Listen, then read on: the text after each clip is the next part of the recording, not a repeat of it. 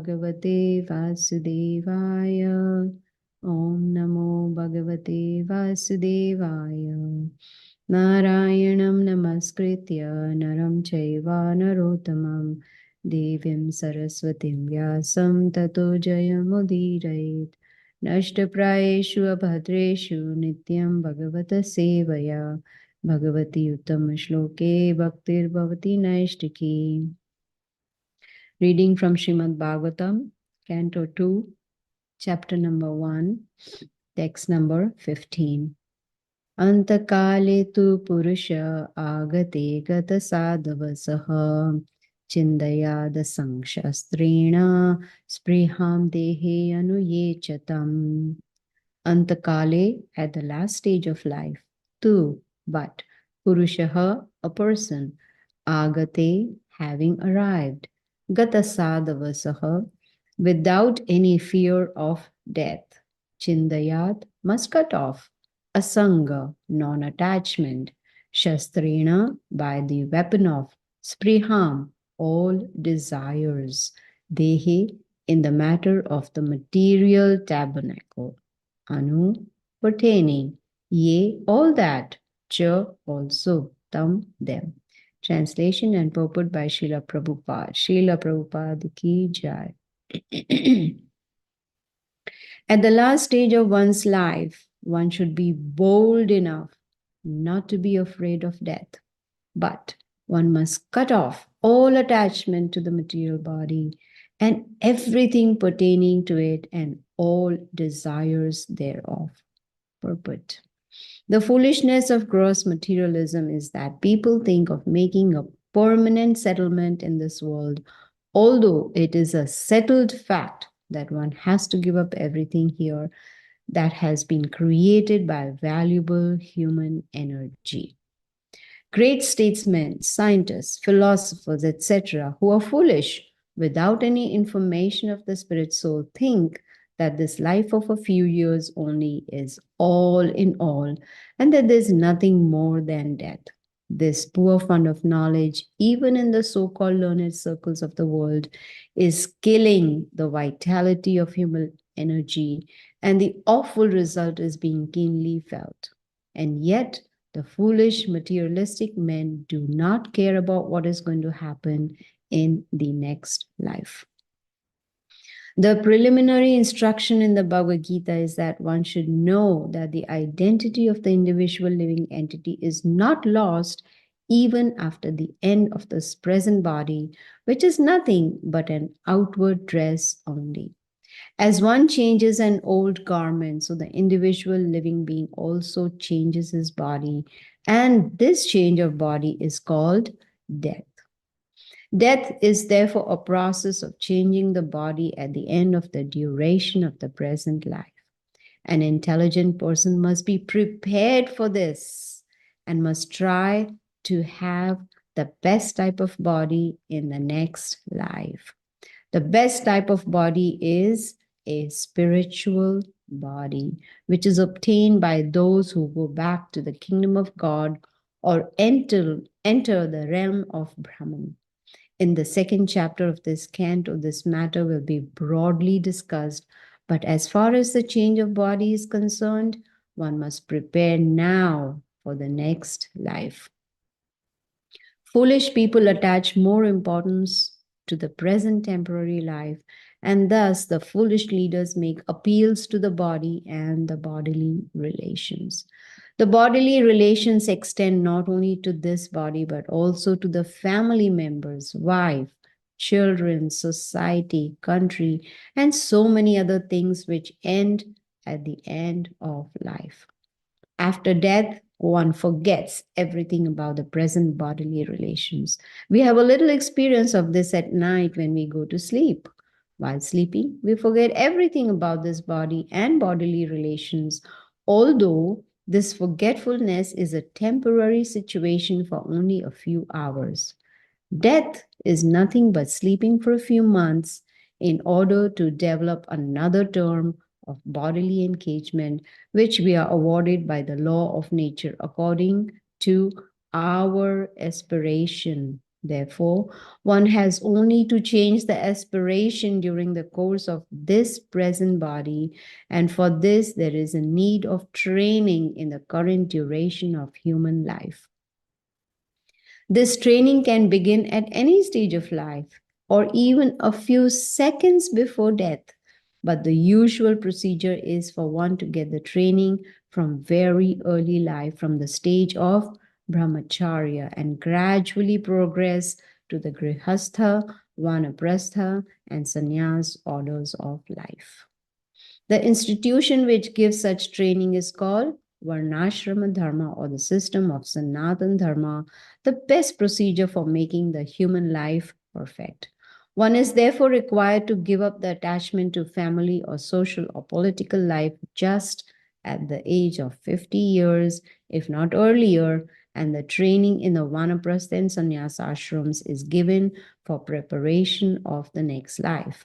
Foolish materialists in the garb of leaders of the people in general stick to family affairs without attempting to cut off relations with them, and thus they become victims of nature's law and get gross bodies again according to their work.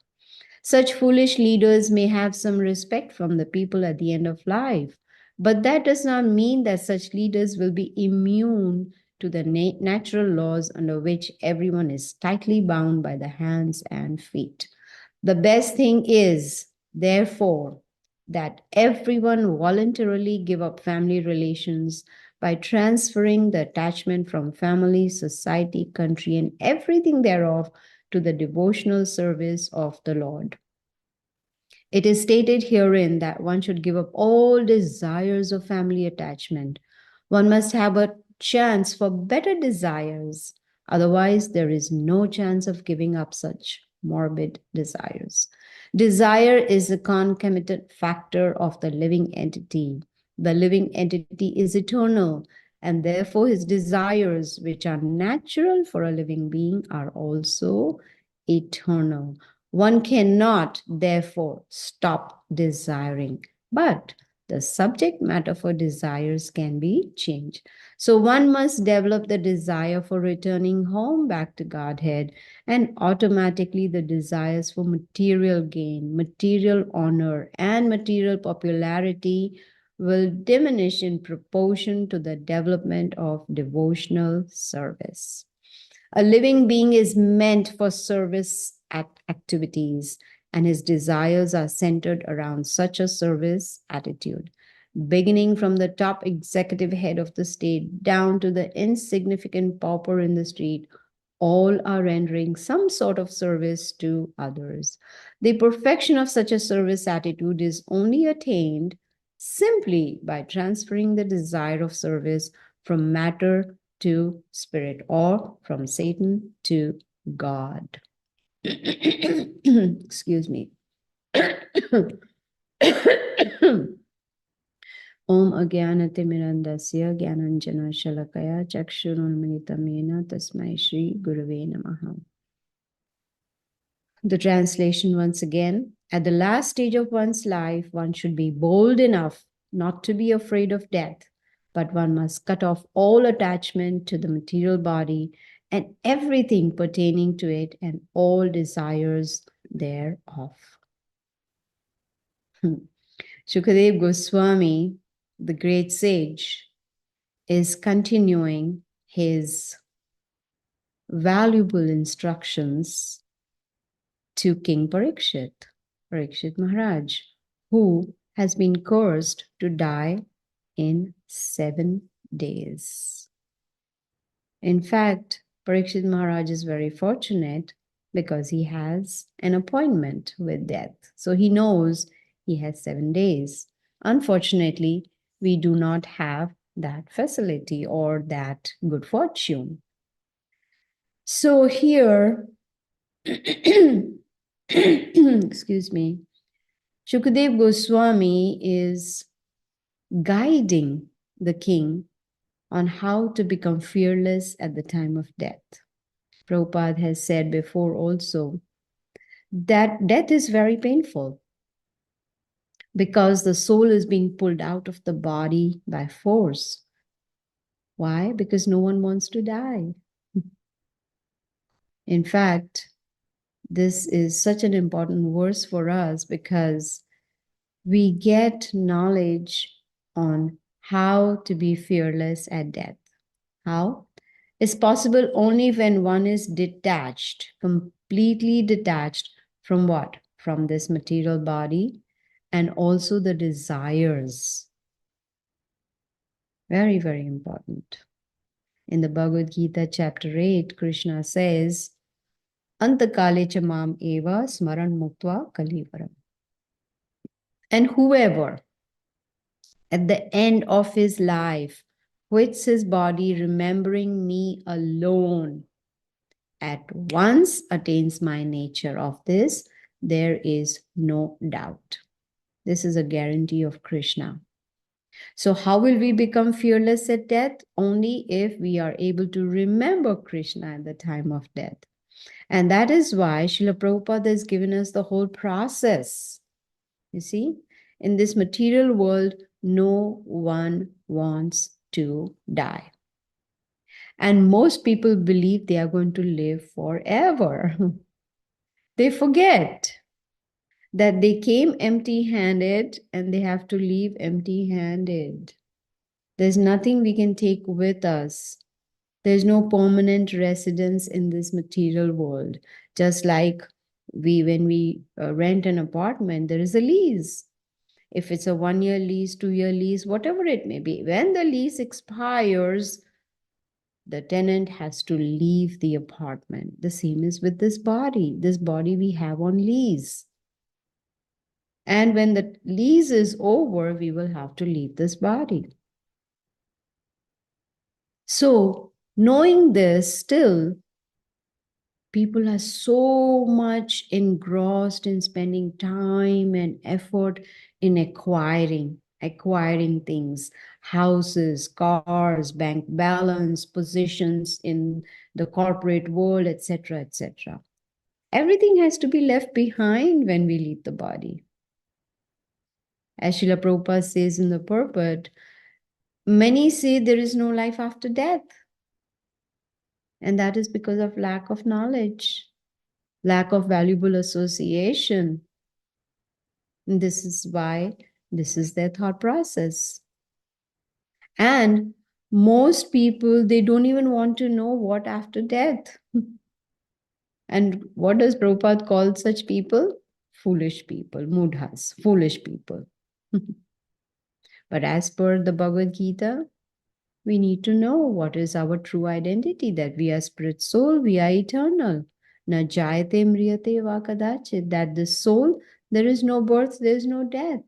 It's this body which is temporary. Body is just like a dress, right? We learned in Bhagavad Gita, vasamsi jinani yatha vihaya, that this body is just an outward dress, which we keep changing. The soul keeps going from body to body to body. And this change of body, Prabhupada says, is called death. So, as they say, as sure as death. Death is for sure. For those who are born, they are sure to die, and after death, one is sure to be born again, as per Bhagavad Gita. So, when there is so much talk about death, which is certain, then it is important for us to become fearless and prepare ourselves for death, which can happen anytime.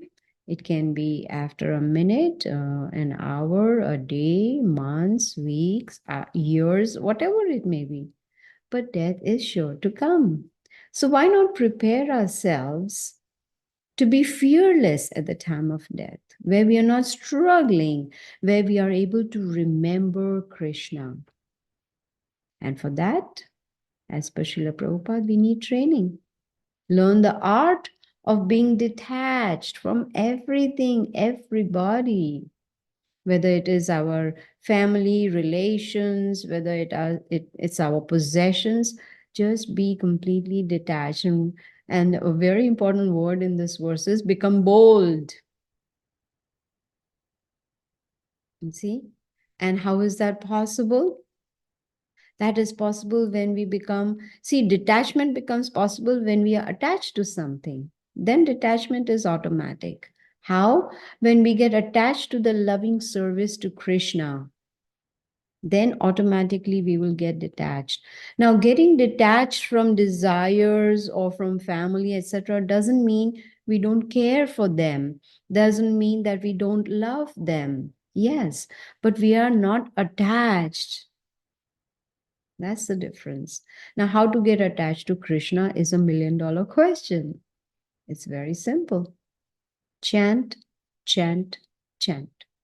Just by chanting and hearing those sound vibrations, Hare Krishna, Krishna Krishna, Hare Hare, Hare Ram, Ram Ram, Hare Hare. Just by chanting and hearing, we can gradually get attached to Krishna.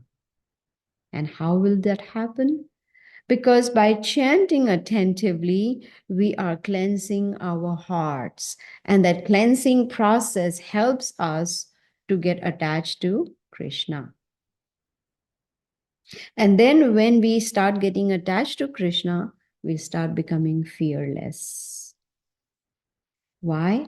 Because then we will realize that now that I'm practicing chanting on a daily basis, regularly, attentively, with a lot of sincerity, then that satisfaction is there that because of this process that I'm following, at the time of death, I'll be able to remember Krishna. And so there is no fear. Yam yam vapi smaran bhavam tyajatante kalevaram. Krishna says in the Bhagavad Gita that whatever state of mind we are in, whatever we are thinking at the time of death, to that state we will attain without fail. Which means if we are remembering Krishna at the time of death, we will go to Krishna. But for that, we have to chant every day. And that'll make us become bold.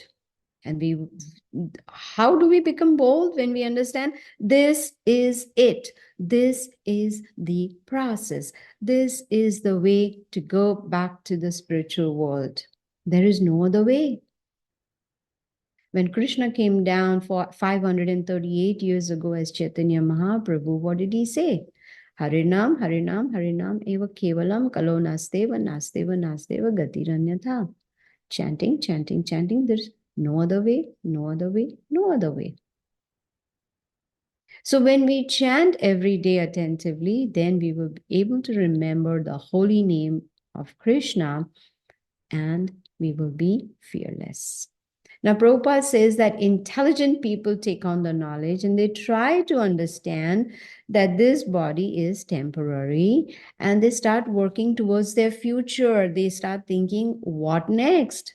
What will happen after death? They inquire. They understand that after death, I don't want a material body again. I want a spiritual body because I don't want to come back here. So if we decide we don't want to come back here, then we have to know, then where? Where do we go? To the spiritual world.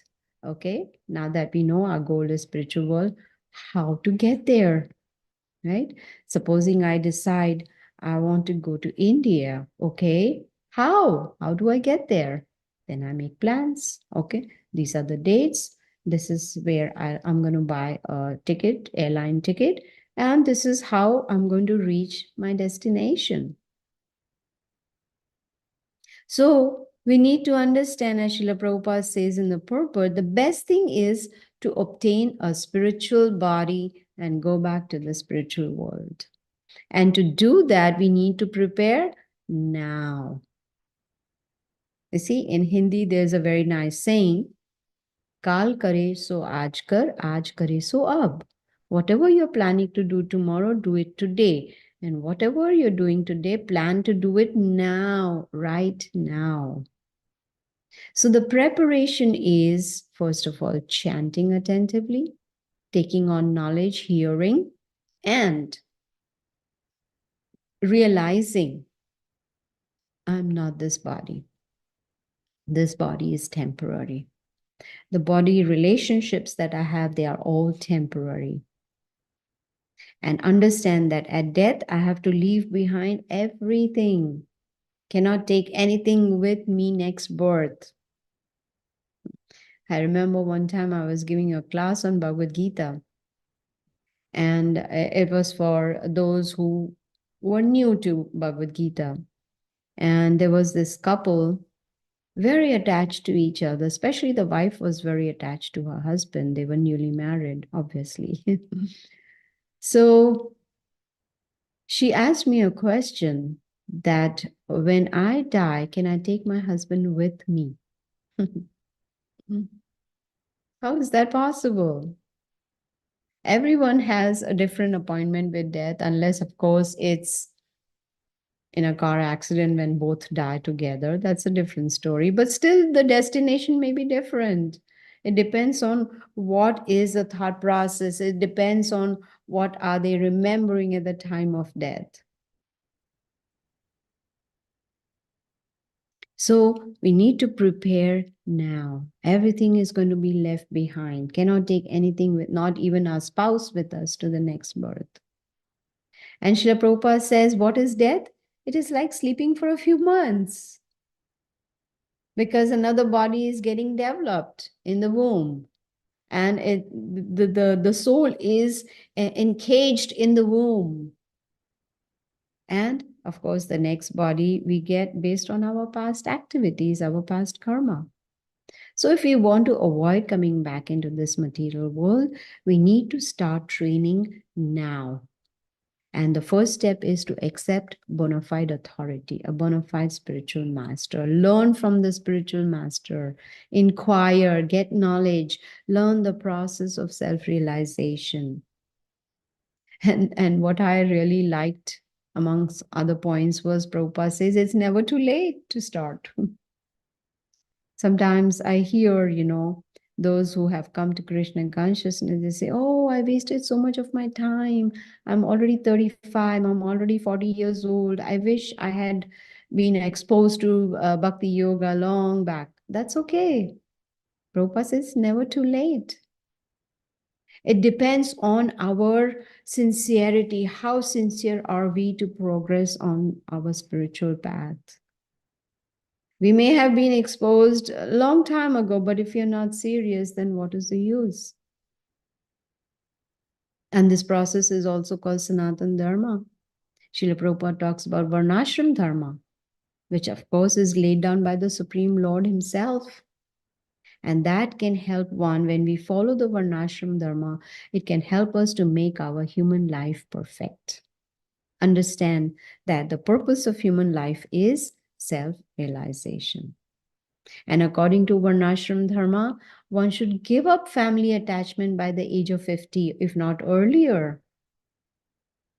Why? Because it is time for Vanaprasthashram, which is retired life. Which means the husband and wife together, they are retired and they are trying to progress more spiritually, helping each other progress spiritually. That is Vanaprastha. And that means detachment from the family. And the best thing is to give up attachment voluntarily, not being forced. And then transfer our attachment from bodily relations to Krishna, which means start performing devotional service to Krishna. And it should be voluntary, not that we are forced to do that. And the easy way is, yes, we know that we have a lot of desires every day, thousands of desires every day, constantly desires popping up in our minds. What do? We cannot stop desires, but we can at least dovetail them to Krishna. Cannot become, I decide today, okay, from tomorrow, no more desires. I am not going to have any more desire. That's not practical at all. It is natural to have desires, but we should know how can we mold those desires in Krishna's service. If one has a very strong desire to go back to the spiritual world. Like Prabhupada says, finish your business in this life and go back to Godhead. If we have that strong desire, then automatically material desires will start going down. They start subsiding. It's like when spiritual life goes up, material life starts going down. This is a natural process. It's nothing forced. It becomes natural.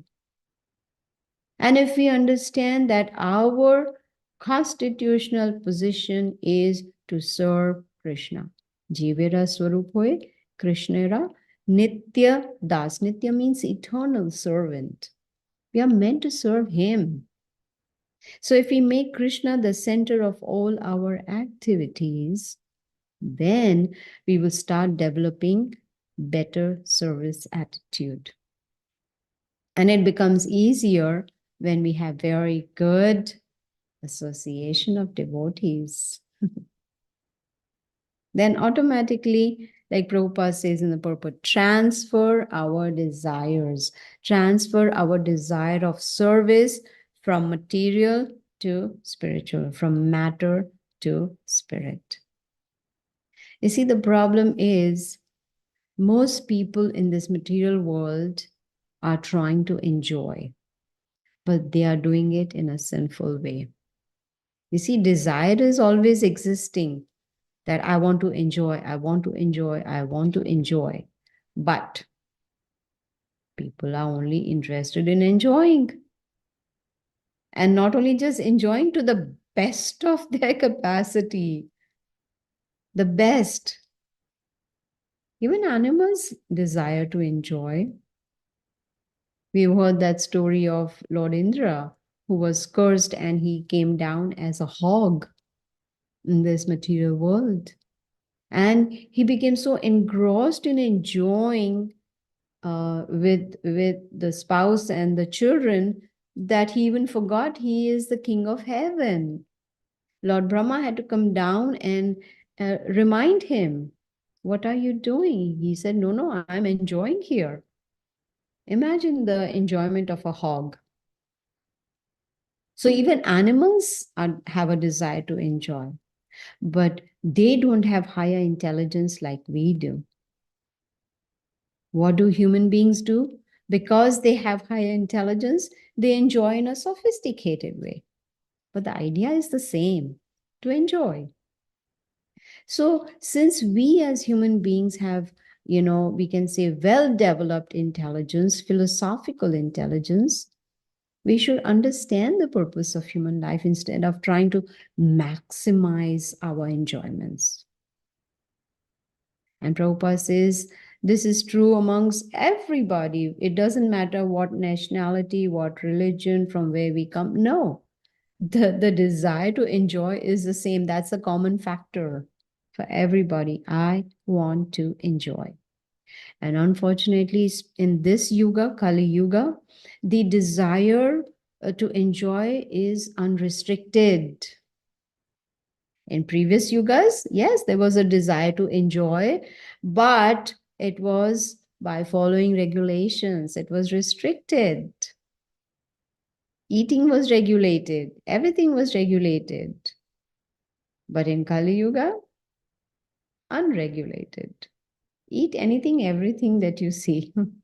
Are we a trash can that we just dump anything in our body? No.